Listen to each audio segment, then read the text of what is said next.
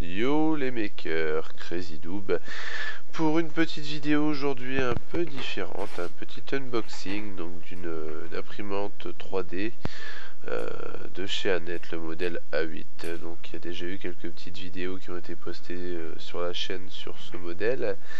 Voilà, j'avais conservé quelques petites vidéos du déballage et du montage, donc voilà, je vous fais une petite compilation de tout ça.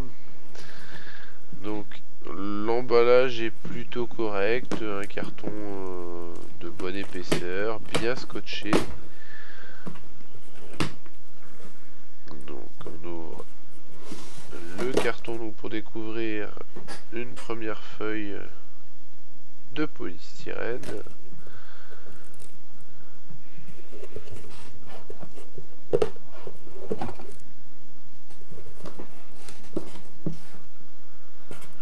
Quand on vient retirer la première feuille, on découvre un premier plateau, donc avec le chariot mobile, la visserie, du câble, quelques pièces,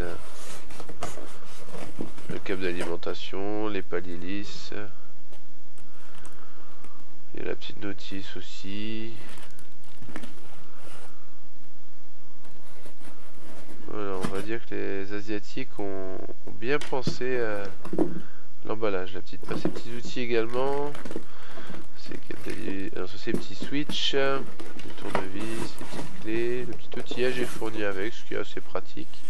Bon, si vous en êtes au montage de votre 3e ou 4e imprimante, vous devez avoir un stock de clés à laine du coup. Le second plateau, donc avec les grandes pièces acryliques, donc les deux montants, on va retrouver la carte mère, donc toute petite carte mère, qui est en fait une version condensée d'un Arduino avec un RAMS en fait. Voilà, ils ont compassifié l'ensemble. On a le kit avec l'écran. Ça c'est des pièces de refroidissement pour l'extrudeur, le petit lecteur de cartes, les courroies. Là en dessous les pièces pour le dérouleur, enfin pour le pose rouleau.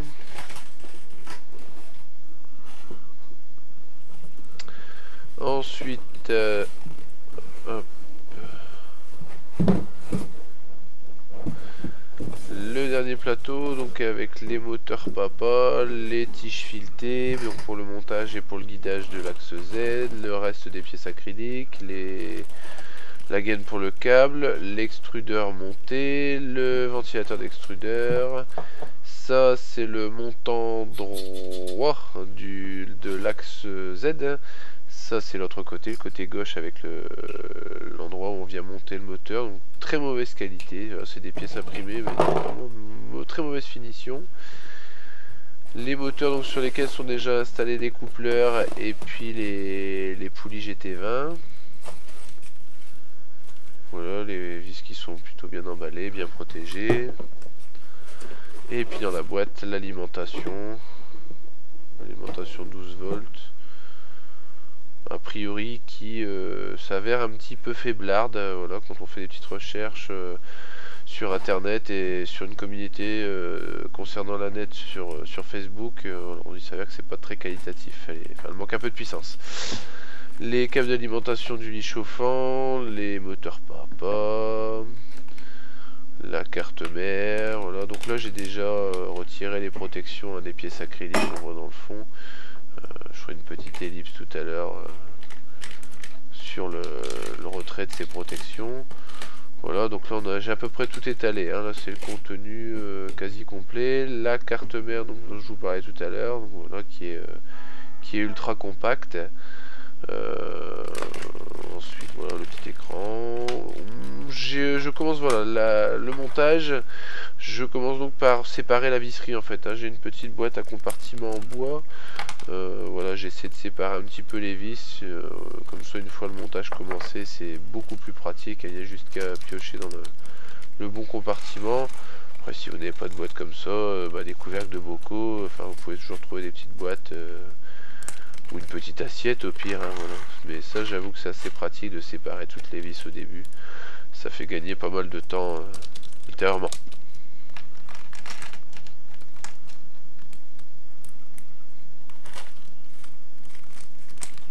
On voit qu'il y a pas mal de modèles de vis, hein, au final.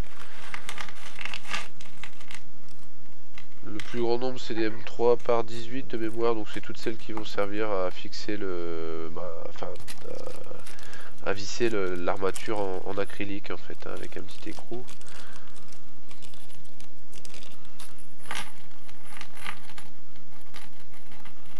On aura des petites vis M4 pour fixer le chariot, enfin le plateau en fait, hein, sur les paliers.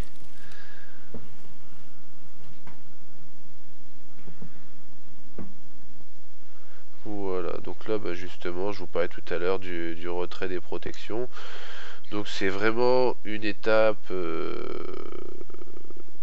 vraiment casse-pied. Voilà, ça prend pas énormément de temps hein, au final, mais c'est vraiment compliqué parce que le papier de protection adhère vraiment bien à l'acrylique, du coup ça se déchire, c'est vraiment pas agréable. Voilà. Donc retour à la vitesse normale. Donc là je vais commencer à attaquer le montage du châssis en fait. Hein. Donc là c'est la partie haute où on va venir poser l'écran et puis les boutons de contrôle. Les deux montants. Et donc la partie à plat, donc la partie basse où seront posés les moteurs. Enfin voilà, c'est la partie du bas en fait, voilà, hein, tout simplement. Donc j'essaie de vous montrer en même temps, c'est pas forcément évident et j'ai l'air maladroit du coup. Donc le montage est très simple, en fait on vient sur la partie verticale arrière en fait insérer un petit écrou. On aperçoit un petit peu la forme, donc on met un petit écrou dedans. Voilà, un petit écrou M3, donc là j'ai passé la vis en premier. Moi j'utilise une petite pince comme ça. Voilà, ça me permet de rentrer l'écrou bien en face, parce que les mettre comme ça à la main c'est juste super désagréable. Voilà, puis une fois qu'on l'a bien aligné, on peut venir serrer la vis. Là pour le coup je l'ai fait tomber.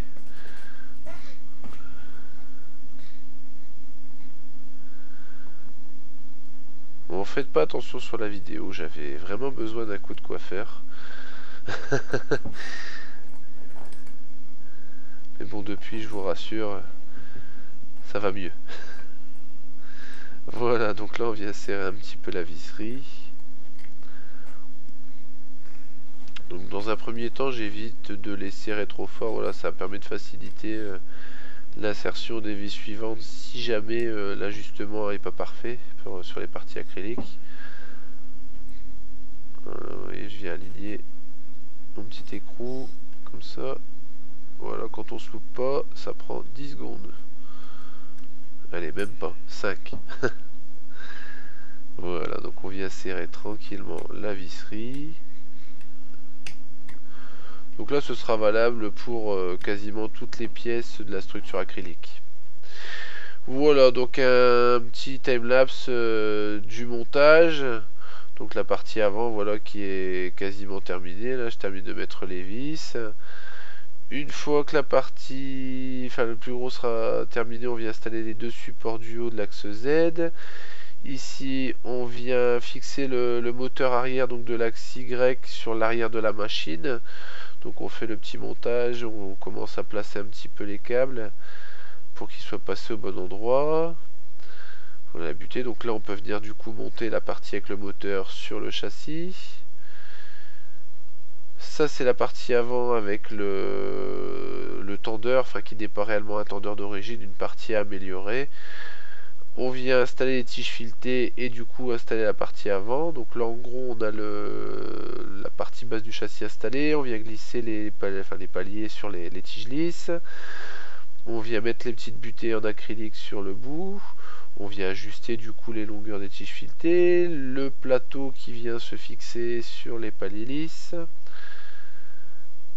Voilà, donc là on attaque la pose de la courroie. La courroie qui est un petit peu difficile à fixer et à tendre avec le dispositif d'origine. Voilà, il y a plein d'améliorations possibles sur ce point là, choses qui ont été faites sur mon modèle définitif. Mais voilà, là je monte vraiment l'imprimante avec les pièces fournies d'origine dans le kit.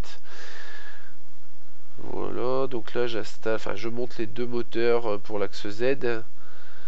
un de chaque côté. Une fois qu'ils sont montés, je peux les poser sur la structure.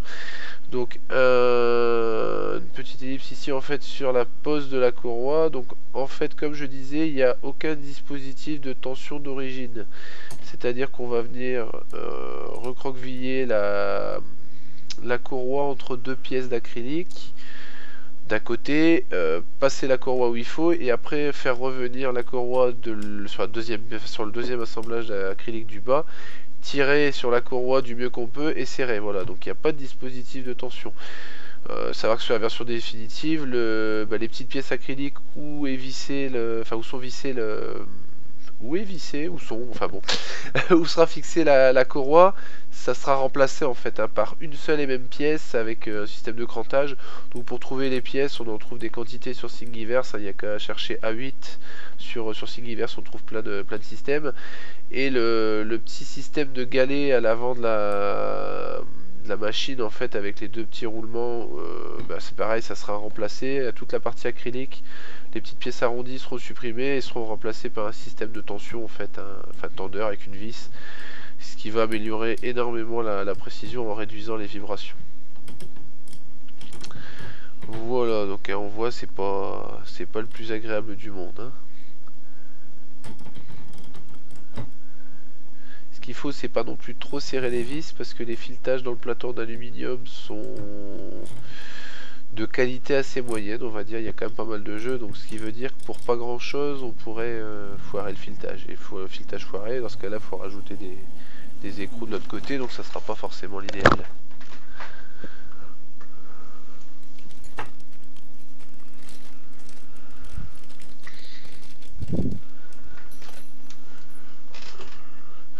Voilà, donc là je viens resserrer la poulie GT20 sur le moteur papa de l'axe Y. Donc c'est deux petites BTR en fait, hein.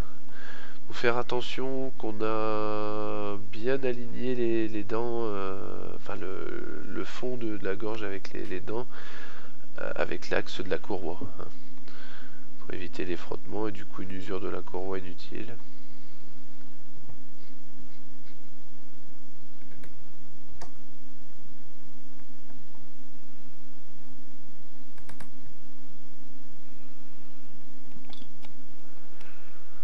Voilà. Hop, donc l'alignement à vérifier. Bon, la vidéo a été prise il y a quelques semaines, hein, donc je redécouvre un peu en même temps que vous. J'espère pas être trop mauvais. Voilà, une fois que tout est aligné, on vient essayer de resserrer au mieux la courroie. Donc comme je vous disais, voilà, on vient tendre à la main, on vient serrer du mieux qu'on peut et du coup visser en dessous. Donc on imagine bien que la tension elle est quand même pas optimum. Donc là on peut couper du coup la courroie. Et un défaut aussi sur les courroies d'origine, c'est qu'elles sont très rigides. Il est recommandé après d'éventuellement les remplacer. Soit elles sont vraiment rigides, elles sont pas très précises ces courroies.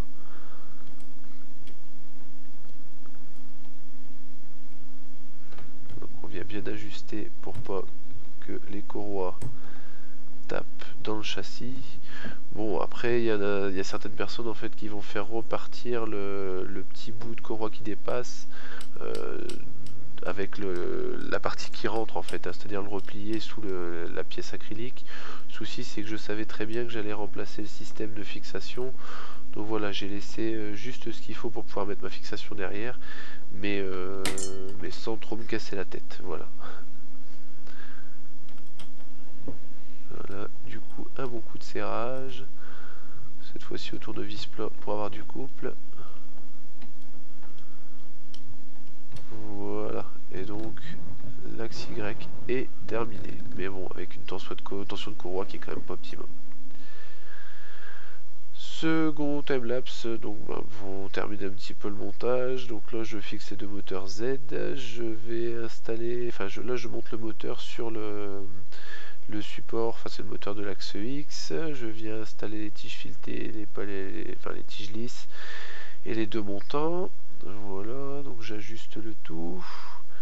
Je serre les accouplements en bas entre le moteur et la tige filetée.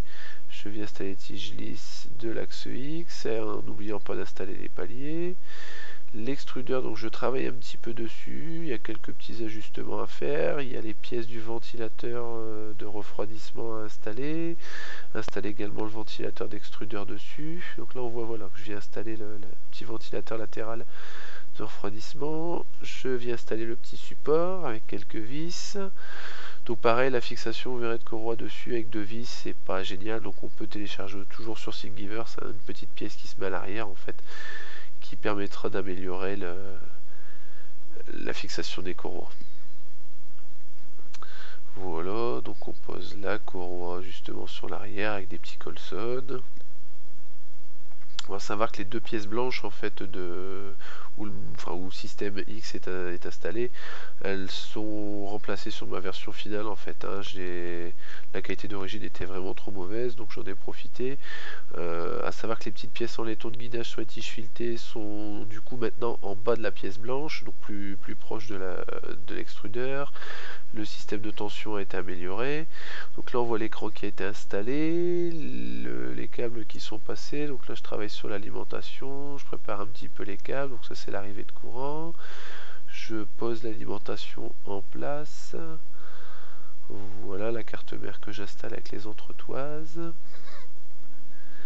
Voilà, donc là c'est l'imprimante avec la partie mécanique terminée, donc toute la partie électrique électronique n'est pas encore installée, les câbles sont juste posés en fait. Hein.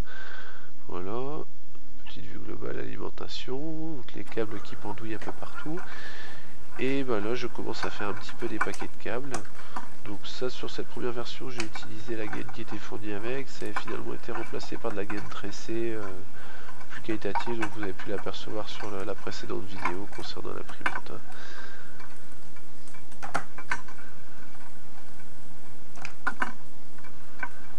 Donc à savoir que j'ai prévu un câble supplémentaire puisque je vais prévoir un éclairage au niveau de l'extrudeur. Hein.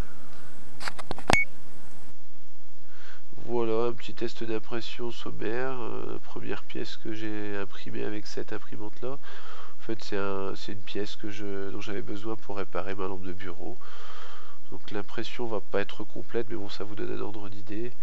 La construction complète ça prend environ une après-midi. Voilà, si vous avez des questions n'hésitez pas à laisser un petit commentaire, un petit like, ça fait toujours plaisir. À bientôt pour de nouvelles vidéos.